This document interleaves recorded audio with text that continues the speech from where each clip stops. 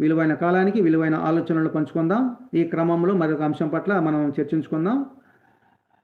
ప్రాణం పోసే తత్వం నీది కాదన్నప్పుడు, ప్రాణం పోసే తత్వం నీది కాదు అన్నప్పుడు ప్రాణం తీసే అధికారం నీకు లేదు.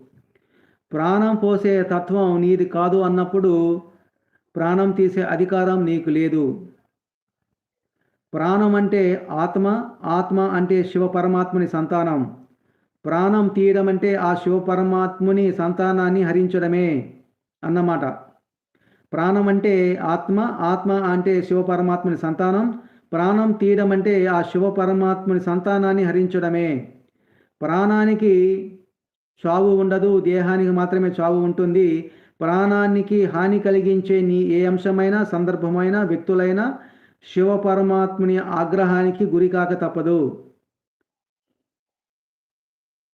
ప్రాణానికి హాని కలిగించే ఏ అంశమైనా, సందర్భమైనా, వ్యక్తులైనా శివపరమాత్ముని ఆగ్రహానికి గురికాక తప్పదు. మీ కర్మ ఎలా మొదలవుతుందో అలానే పరిసమాప్తం అవుతుంది. మీ కర్మ ఎలా మొదలవుతుందో అలానే పరిసమాప్తం అవుతుంది.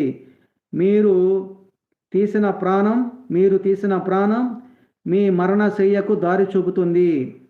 మీరు తీసిన ప్రాణం మీ మరణశయ్యకు దారి చూపుతుంది.